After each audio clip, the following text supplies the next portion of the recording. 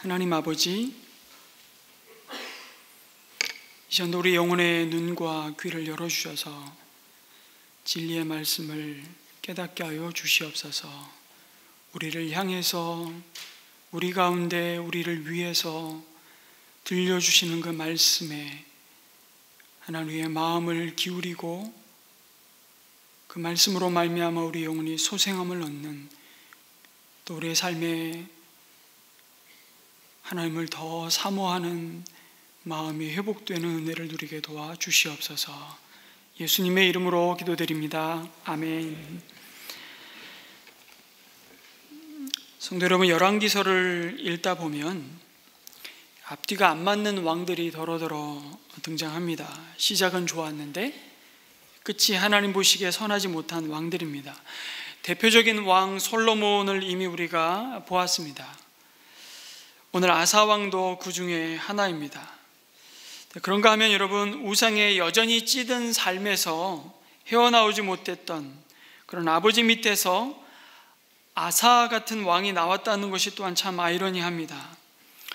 열왕기에는 그런 왕들이 참 많죠. 유다 왕 중에 가장 지독하게 하나님을 반역했던 왕이 누구냐면 그래서 아하스입니다. 아하스 왕.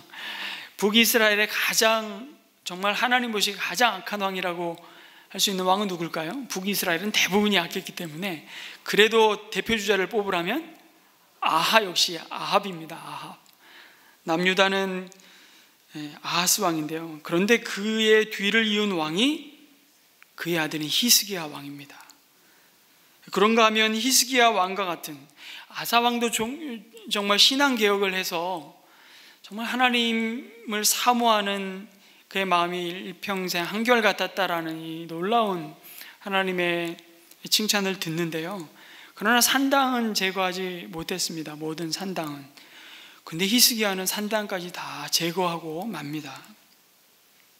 그런데 그 히스기야의 왕을 이어서 아하스 못지않은 다시 악한 왕인 므낫세가 등장합니다. 그런 므낫세는 처음에 자기 아버지 히스기야 왕이 없앤 산당까지 복원하고요, 우상 숭배합니다. 그런데 하나님이 그 므낫세를 치십니다. 그래서 정말 감사한 것은 말년에 하나님 앞에 므낫세는 회개하고 겸손하게 엎드립니다.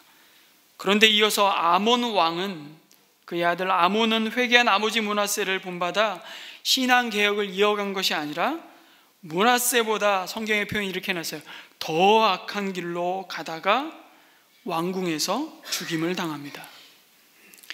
그런데 이런 비참한 역사를 뚫고 유다의 왕들 가운데 가장 강력한 신앙개혁을 한 왕이 등장합니다. 그게 요시야 왕입니다. 참 자식은 내 맘대로 안 됩니다.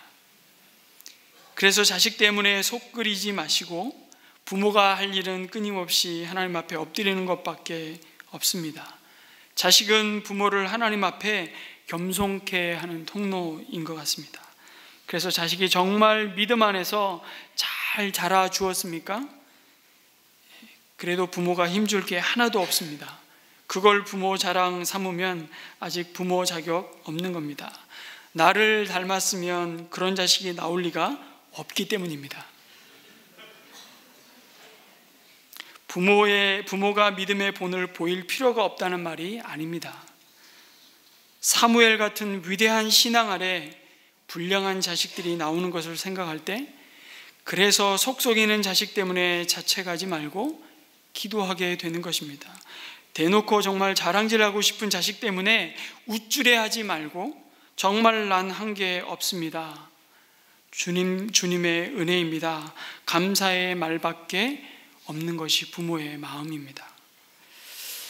하나님 아버지께 속썩이는 아버지, 이 아비야 밑에 하나님 아버지의 속을 시원하게 하는 아사왕이 나올 줄을 누가 알았겠습니까? 그래서 아비야의 뒤를 이어서 유다의 왕이 되어 41년을 통치한, 정말 이 통치 기간도 선했기 때문에 긴 건 아닌 것 같아요. 므낫세가 가장 긴 통치를 했습니다. 55년. 히스기야보다 더 악한 왕 므낫세가 55년을 정말 하나님 앞에 이스라엘 백성과 하나님 사이를 갈라놓는 그런 왕이었죠. 그 왕에 이어서 가장 긴 통치를 한 아사 왕의 특이한 점은 그는 일반적인 악순환의 패턴을 반복하지 않았다는 것입니다. 그 악순환의 패턴이 뭡니까? 그의 아버지 누구누구처럼 여호와 보시기에 악을 행하였더라. 혹은 그는 다윗의 마음과 달라서 하나님 보시기에 악을 행하였더라는 표현입니다. 북이스라엘은 끊임없이 대부분의 왕들이 누구의 길을 걸어갔습니까? 여로보암의 길로 행했다라는, 마치 우상 숭배의 전형을 표현하는 표현이죠. 그러나 아사 왕은 11절에 보니까 그의 조상 다윗과 같이 주님 보시기에 정직하게 행하였다고 말합니다. 그리고 14절에는 주님을 사모하는 아사의 마음은 평생 한결같았다는 평가를 받습니다. 참으로 놀라운 장면입니다. 왜냐하면 그의 할아버지 르호보암으로부터 시작된, 아니 좀 더 정확히 말하자면 솔로몬 왕의 통치 후반부터 선조 왕들의 마음은 하나님의 마음과는 점점 멀어졌습니다. 우상을 섬기며 죄악의 내리막길로 들어선 그 왕국을 하나님 보시기에 정직하고 선한 길로 되돌린다는 것은 왕이라도 결코 쉽지 않은 길이었기 때문입니다. 아니, 왕이기 때문에 더욱 고통스러웠을 겁니다. 왜냐하면 그 모든 죄악의 뿌리라고 할 수 있는 우상 숭배의 배교가 왕과 왕족에 의해서 시작됐기 때문입니다. 그 단초가 바로 솔로몬의 정략 결혼 아닙니까? 그렇게 용인되었던 우상 숭배는 온 유다 백성에게 막강한 영향력을 미쳤습니다. 그 모든 우상 숭배의 악으로 말미암아 왕국은 쪼개졌습니다. 그럼에도 우상 숭배의 질긴 악습은 그나마 남은 유다 백성을 한마음으로 묶는, 그래서 통치 기반을 공고히 하는 강력한 수단으로 여전히 위력을 발휘하고 있었습니다.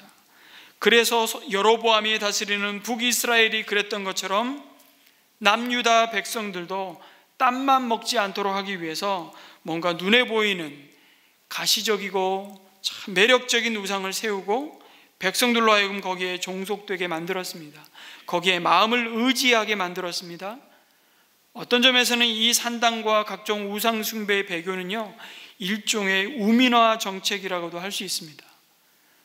왜냐하면 뭔가 손에 잡히고 눈에 보이는 우상에 매이게 하는 것은 왕과 지도자들의 입장에서는 백성을 감시하고 통제하기에 참 편리하고 쉬운 수단이기 때문입니다. 성전의 남창들이 상주해서 백성들로 하여금 음란과 성적 타락의 길에 빠지는 것을 제사의 행위로 묵인해버립니다.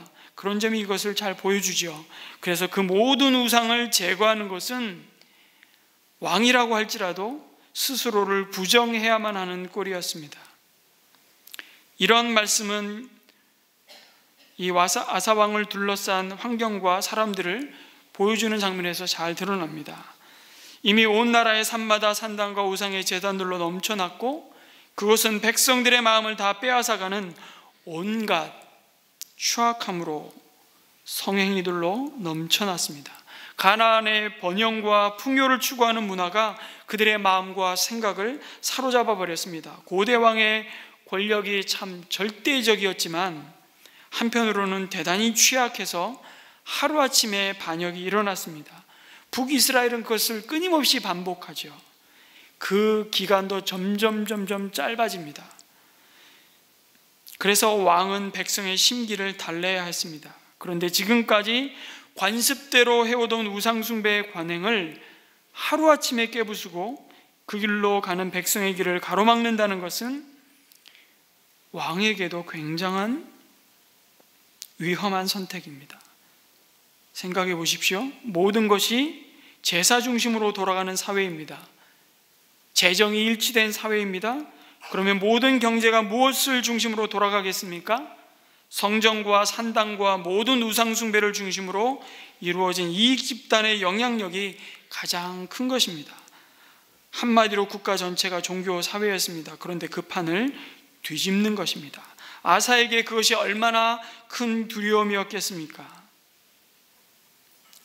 예수님도 성전을 청결하게 하는 그 일로 말미암아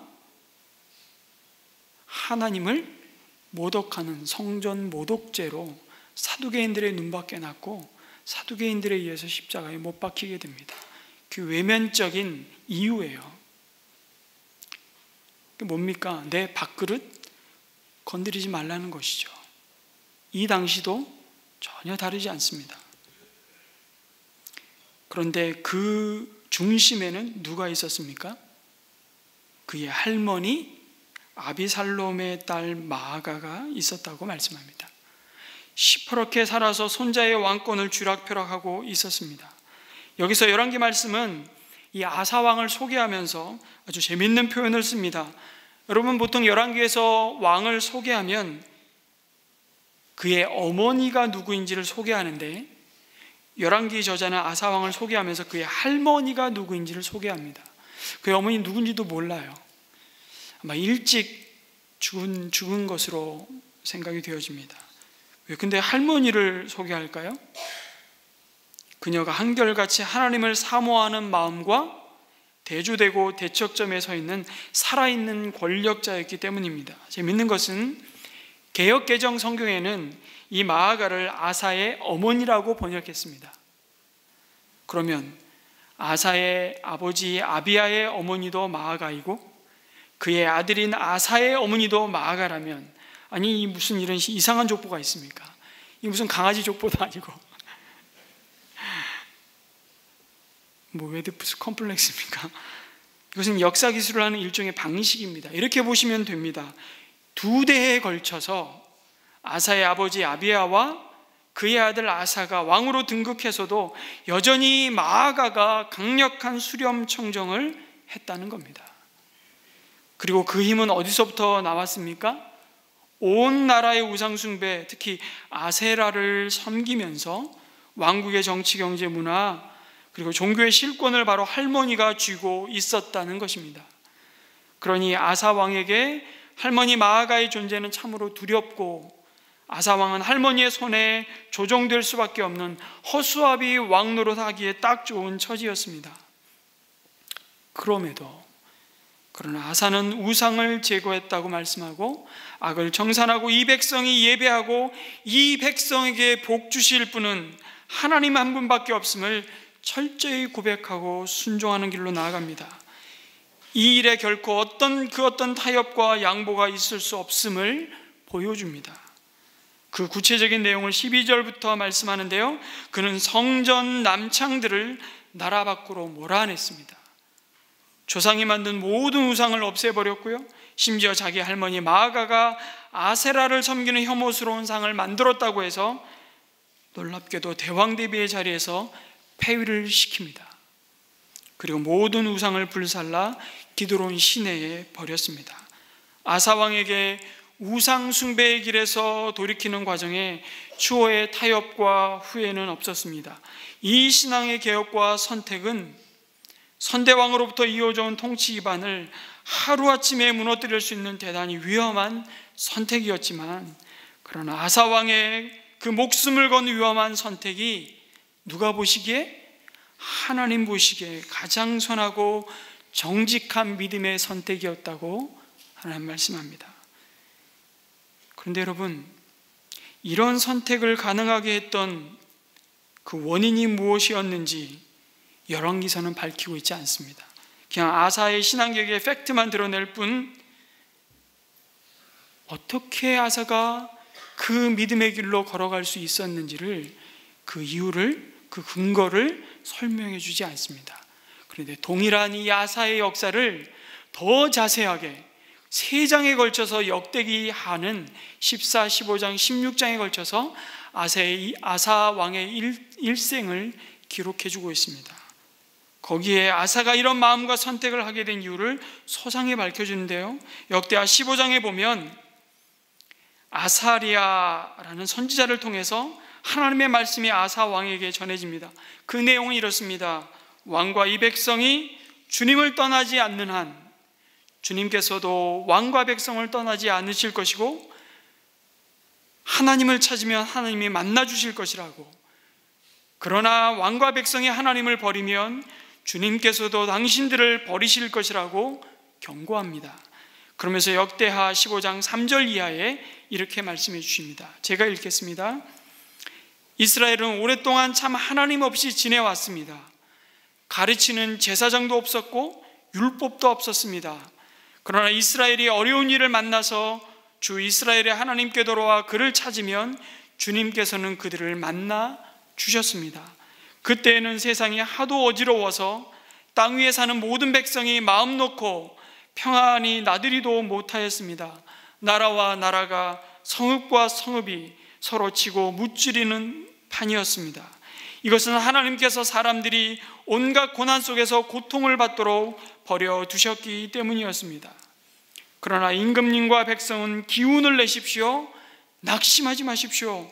임금님과 백성이 하는 수고에는 상급이 따를 것입니다. 선지자를 통해서 이런 말씀을 듣게 됩니다. 이 하나님의 말씀에 아사 왕이 반응하는 내용이 8절에 이어집니다. 같이 한번 읽을까요? 시작. 아사는 이 모든 말, 곧 오데세 아들 아사랴 예언자가 전하여 주는 예언을 듣고 용기를 내어 유다와 베냐민 온 지방과 에브라임 산간 지역의 점령 지역 성읍에서 역겨운 물건들을 없애버렸다. 그는 또 주님의 성전 현관 앞에 있는 주님의 제단을 보수하였다. 예배를 회복하는 아사의 신앙개혁의 모습을 그려줍니다. 그리고 12절에 보니까 마음을 다하고 정성을 다하여 주 조상의 하나님만을 찾기로 하는 언약을 맺습니다. 하나님을 사모하는 마음이 무엇이었는지, 그의 선왕들이 걸어왔던 길을 걷지 않고 목숨을 건 개혁과 함께 하나님 앞에 돌아갈 수 있는 근거가 무엇이었는지 분명히 밝혀주십니다. 그 마음은 하나님의 말씀을 듣는 마음이었다고 말씀합니다. 솔로몬이 하나님 앞에 지혜를 구했던 그 마음이에요. 그 마음을 말씀으로 채우고 결국 마음을 기울여 그 어떤 사람의 말과 상황을 넘어서 오늘도 모든 역사의 주관자 되시고 역사를 섭리해 가시는 하나님의 말씀을 따라 행하는 것이었습니다. 여러분, 하나님을 사모하는 마음은 그래서 하나님의 말씀을 갈망하는 마음입니다. 여러분, 누군가를 사모한다는 것은 그 대상의 말에 귀를 기울이게 되어 있습니다. 사모하는데 건성건성 듣는다면 그것은 사모하는 게 아니라 사모하는 척하는 겁니다. 듣는 척하는 것이죠. 사모하는 마음은 경청하는 태도입니다. 아사 왕은 오랫동안 참 하나님 없이 지내왔던 그 시대 속에서 다시금 그에게 찾아오시고 말씀하시는 하나님을 외면하지 않았습니다. 하나님을 밀어내지 않았습니다. 하나님의 음성을 무시하지 않았습니다. 그리고 그가 들은 말씀을 기준 삼고 무너진 하나님과의 관계를 다시 세우는 순종으로 나아갑니다. 이것이 진정한 개혁입니다. 여러분, 제도를 뜯어 고친다고 사회가 근본적으로 바뀌지 않습니다. 우리가 좀 더 부유해지면, 우리에게 좀 힘이 있고 부유해지면 사람이 변할까요? 그러면 얼마나 좋겠습니까? 우리를 둘러싼 삶의 환경이 달라진다고 사람이 근본적으로 변하지 않습니다. 하나님을 사모하는 마음만이 진정한 삶의 변화를 가져옵니다. 그리고 그것은 철저히 하나님의 말씀을 붙드는 마음입니다. 성경이 하라 하면 하고 하지 말라고 하면 하지 않는 태도입니다. 어렵지 않습니다. 복잡하지 않습니다. 하나님을 사모하는 마음은 그분의 입에서 나오는 말씀을 끊임없이 그 마음에 담고 그 말씀대로 살기 위해 몸부림치는 것입니다. 그리고 여러분, 이것을 함께하는 공동체가 바로 목장입니다. 여러분, 어떤 분들은 왜 목장에서는 성경 공부를 안 하냐고 묻습니다. 목장은 성경 공부하는 곳이 아니라 성경대로 사는 사람들의 삶을 나누는 곳입니다. 그래서 성경 말씀을 주중에 묵상한 것을 가지고 또는 주일 말씀을 듣고 순종으로 적용한 것을 가지고 내 삶에 하나님이 어떻게 일하셨는지 그 순종을 통해서 내 삶에 일어난 변화가 무엇이고 그 순종을 통해 하나님이 나와 우리 가정과 우리 교회를 향해서 또 나를 보내신 직장에서 어떻게 하나님이 행하셨는지를 나누는 곳입니다. 물론 때로는 말씀대로 행하지 못한 그 연약함과 실패의 이야기를 나누고 그 과정에서 하나님이 그럼에도 불구하고 베푸셨던 자비와 긍휼과 하나님의 마음을 나누는 것입니다. 여러분, 성경대로 사는 사람들과 성경을 공부만 하는 사람들의 차이는 실로 엄청나다는 것을 몸으로 경험하는 것이 바로 목장입니다. 그래서 목장에서 우리가 확인하는 것이 이것입니다. 목장 모임에서는요, 정보 교환하는 모임이 아닙니다. 사교 모임이 아니에요. 스포츠나 정치 또는 경제에 대한 화제는 식사하면서 상관없지만 삶의 나눔 시간에 다루어서는 안 됩니다. 인터넷에 들어가면 이제는 웬만한 정보는 다 얻을 수 있습니다. 이런 정보를 목장 모임에서 나눌 필요는 없습니다. 그렇다면 목장 모임은 곧 재미가 없어질 것입니다. 그러면 또한 성경 공부는 어디서 합니까? 이미 안내드리지 않았습니까? 작은 목자 훈련은 상공부에서 합니다. 목장 모임에서 자신의 성경 지식을 과시하지 마시기 바랍니다. 하나님의 말씀을 사모하는 마음은 하나님의 말씀을 갈망하기에 하나님을 의식하며 사는 마음입니다. 그래서 하나님이 보시는 눈으로 하나님이 보시는 방식대로 하나님의 생각을 따라 하나님의 감정을 따라 행합니다. 그러니까 우상숭배를 바라보는 하나님의 고통이 얼마나 큰지를 아사는 알고 있었다는 것입니다. 하나님의 말씀으로 채워진 그 마음은 이 하나님의 백성만큼, 이 이스라엘 백성만큼 하나님의 사랑을 받은 백성이 없음에도 그들이 하나님께 등 돌리고 하나님이 베푸신 그 은혜를 망각하며 행하는 죄가 얼마나 하나님의 마음을 아프게 하는지를 아사는 보았던 것입니다. 하나님을 사모하는 마음을 가진 모든 백성의 마음이 바로 그렇습니다. 모두 자기 중심적으로 생각하고 자기 감정에 충실해서 자기 감정이 모든 것을 판단하는 기준이 된 세상에서 하나님의 말씀을 기준 삼고 세상을 보는 것입니다. 그럴 때 우리는 비로소 무엇을 위해 기도해야 하는지를 알 수 있습니다. 우리는 무엇 때문에 아파해야 하는지를 알 수 있습니다. 우리가 어디에 마음을 두고 살아야 하는지를 깨닫게 됩니다. 나 하나 잘 먹고 잘 사는 문제 하나를 가지고 평생 허비하면서 사는 그런 수준의 사람으로 부름받은 자가 아님을 비로소 알게 됩니다. 하나님이 기대하시는 삶을 위해 우리를 헌신하여 드릴 수 있게 됩니다. 더 이상 머뭇머뭇거리지 않습니다. 우리가 바라보는 삶의 지경이 달라지는 것입니다. 아니, 그런다고 누가 알아주나? 여러분, 누가 알아주기 때문에 사는 자가 아닙니다. 왜요? 이미 우리의 시선이 하늘에 있기 때문입니다. 말씀을 기준 삼고 하나님을 사모하는 마음을 가진 사람은 무엇에 우선순위를 두고 살아야 하는지를 보게 됩니다. 바로 하나님 아버지의 소원을 품게 되는 것입니다. 잃어버린 영혼을 향한 애타하시는 하나님 아버지의 마음을 따라 우리가 교회로 부름받은 삶의 목적을 비로소 붙잡는 것입니다. 우리가 왜 여기서 예배를 드립니까? 우리의 만족과 기쁨을 위해서입니까? 아닙니다. 우리는 이미 하나님으로부터 모든 좋은 것을 선물로 이미 받은 자들입니다. 그 무엇도 하나님이 예수 그리스도 안에서 약속하신 구원의 기쁨과 영광과 만족을 대신할 수 있는 것이 없는 자들로 부름받았습니다. 그리고 이제 그 영광과 기쁨을 아직 알지도 못하는 자들을 향해 거룩한 빚진 마음을 갖게 하십니다. 그래서 교회는 영혼 구원하여 제자 삼으라는 가장 고귀한 소명을 위해 모이고 흩어지는 공동체인 것입니다. 우리 교회 모든 사역의 우선순위 기준이 바로 이것입니다. 왜냐하면 하나님이 교회인 우리를 향해서 가지신 가장 큰 소원이기 때문입니다. 여러분, 교회 안에서 이런저런 사역이 참 많습니다. 하나같이 중요합니다. 하지만 사역에는 우선순위가 있습니다. 그 우선순위는 영혼 구원 사역에 얼마나 가까우냐에 따라 결정됩니다.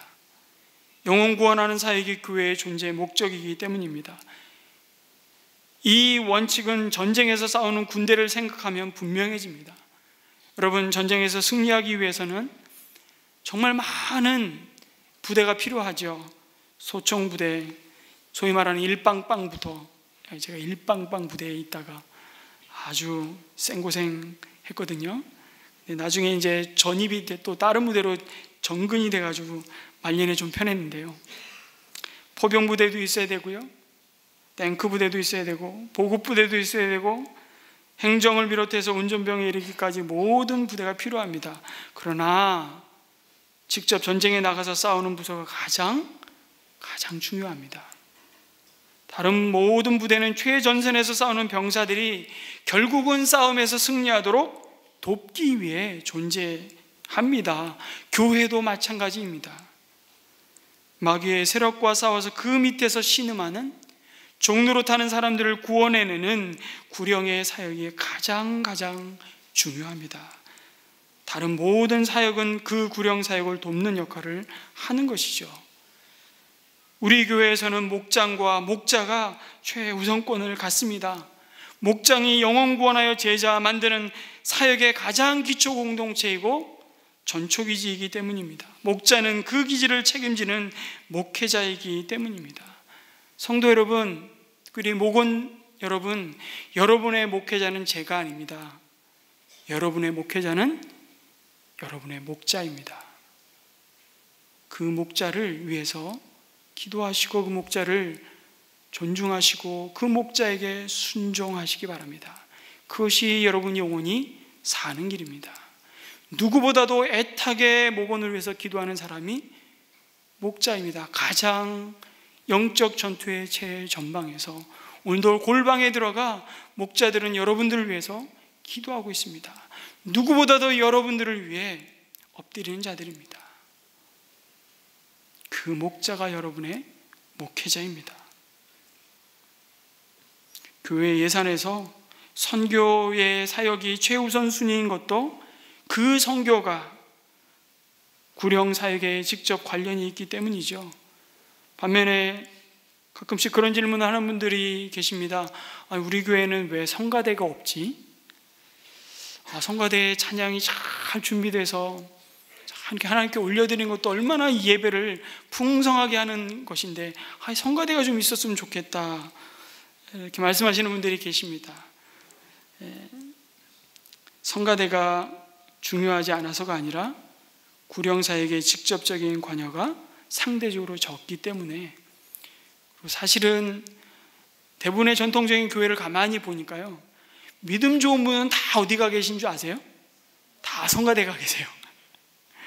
그래서 정말 영구원에서 제자 만드는 이 복음을 전해야 되는 이 사역에 에너지를 성가대에서 다 쓰셔가지고 더 이상 구령 사역에 열정이 없으세요. 거기서 다 소진하시고, 그래서 우리 성가대 이게 우선순위가 아니다. 우리 회중 찬양하자. 우리가 하나님 앞에 우리가 직접 기도하듯이 우리가 직접 찬양하고 함께 찬양하고 한 마음으로 찬양하고, 그것이면 되지 않냐. 그래서 저희 교회 성가대가 없는 거예요. 그럼에도 불구하고 중창단이라도 만들어야 되겠다. 은사를 따라서 이런 소원을 주시면 중창단 만드십시오. 그리고 교도소도 가시고, 그것도 하시면 좋습니다. 우리 동아리 모임이 요즘 잘 이루어집니다. 탁구 동아리, 배드민턴 동아리. 우리 탁구 동아리는 몇 분이 모이세요? 한 50여 명 모이시는 것 같아요. 주중에 한 3일씩 모여서 레슨도 하시고 좋습니다. 그래서 주변에 우리 그 탁구 동아리 통해서 주변의 이웃들에게 복음을 전하는 귀한 통로가 되었으면 좋겠습니다. 그래서 탁구 동아리라고 그러지 않고 탁구 선교회라고 이름을 붙였더라고요. 제가 아주 속으로 너무 시원했습니다. 잘하셨습니다. 목적이 분명해야 됩니다. 그래서 하나님을 사모하는 마음은요, 삶의 기준이 분명한 마음입니다. 내가 하나님을 기쁘시게 하랴, 사람을 기쁘게 하랴, 내가 사람을 기쁘게 하기 위해서 이 말을 한다면 나는 하나님의 참된 사도가 아니라고 말한 바울의 고백도 바로 그것입니다. 다른 복음, 거짓 복음을 전하는 자들을 향해 바울은 그들을 잃어버릴까 봐 두려워하지 않았습니다. 왜요? 그것은 이미 많은 성도들의 마음을 복음으로부터 멀어지게 하고 자기를 섬기도록 하는 우상이었기 때문입니다. 여러분, 우상이 뭡니까? 우리 열왕기서를 묵상하면서 우상에 대한 이야기를 끊임없이 듣습니다. 우상은 우리로 하여금 이렇게 갈망하게 만듭니다. 주님, 당신으로는 충분하지 않습니다. 이것이 당신보다 더 아름답고 만족을 주고 내 입에 달콤합니다. 당신은 타협할 수 있지만 이것은 타협할 수 없습니다. 쉽게 말해, 하나님, 난 이것 없으면 못 살 것 같아요. 그게 우상입니다. 그 우상은 내가 만든 신이에요. 팀 켈러가 그렇게 말하잖아요. 내가 만든 신이라고. 그렇게 우리를 강력하게 사로잡고 지배하는 것이 우상입니다. 애들러라는 사람이요, 이런 충고를 했습니다. 당신이 무엇을 위해 살고 있냐고 질문해서는 그 답을 알기가 어렵다고 말하면서 질문을 바꿔야 된다고 얘기해요. 당신이 무엇을 위해 사는지 정말 알고 싶다면 당신의 최고의 악몽이 무엇인지 스스로 질문해 보라고 충고합니다. 무엇이 없다면 살 의욕마저 잃을까? 그것이 바로 당신의 우상이라고 만듭니다. 당신이 만든 신이라고. 왜냐하면 무엇이든 빼앗겼을 때 삶의 의욕마저 잃는다면 그것이야말로 당신의 하나님이기 때문이라고. 참 공감이 가는 말씀입니다. 그 우상을 제거하고 하나님을 갈망하는 마음은, 그래서 하나님, 저에게 그것이 사라진다고 해도, 아니 그것을 나에게서 뺏어 가신다고 해도 하나님은 언제나 옳으십니다. 하나님은 언제나 선하십니다. 그 고백, 그리고 그 믿음 가운데 하나님의 편에서는 순종이 하나님을 사모하는 마음입니다. 그래서 하나님을 사모하는 마음은요, 마지막으로 하나님의 선하심과 섭리를 믿는 마음입니다. 우리는 하나님을 사모하는 아사의 마음을 통해서 놀라운 신앙의 개혁을 봅니다. 하지만 그것이 아사의 시대에 솔로몬 왕이 누렸던 평화를 보장하지 않는다는 데 주목해야 합니다. 15절 말씀에 그는 자기의 아버지와 자기가 거룩하게 구별해서 바친 은과 금과 그릇들을 주님의 성전에 들여놓았다고 말씀합니다. 이 땅에서 가장 소중한 가치를 갖고 있는 은금을 자기가 착복하지 않고 자기 치적을 위해서 쓰지 않고 하나님께 봉헌했습니다. 이것은 이 나라의 운명과 이 모든 것이 주님의 은혜입니다라는 신앙 고백인 것이죠. 그런데 16절에 전혀 뜬금없는 말씀이 이어집니다. 16절 말씀, 아사와 이스라엘 왕 바아사 사이에는 그들이 살아있는 동안에 늘 전쟁이 있었다, 이겁니다. 아니, 내가 하나님 앞에 이렇게 헌신하고 순종했는데 왜 하나님은 전쟁을 막아주시지 않습니까? 왜 방치하십니까? 참 너무하십니다. 북이스라엘의 바아사가 예루살렘 코앞인, 예루살렘에서 불과 6km밖에 떨어지지 않는 이 라마를 건축하고 호시탐탐 위협하는 것을 하나님은 어찌 지켜만 보고 계시냐는 겁니다. 자, 이쯤 되면 우리는 질문합니다. 하나님은 정말 선하신가? 하나님은 이 상황을 여전히 주관하고 섭리하고 계신 건가? 의심이 몰려오는 겁니다. 어쩌면 이것은 하나님 앞에 아사의 믿음을 달아보시는 또 다른 시험이었는지도 모릅니다. 그런데 안타깝게도 아사는 이 지점에서 그의 신앙이 꼬꾸라지고 맙니다. 역시 열왕기서에서는 이 15절과 16절 사이의 문맥이 뭔지를 밝히고 있지 않아요. 그런데 역대기서에서는 소상히 밝혀주십니다.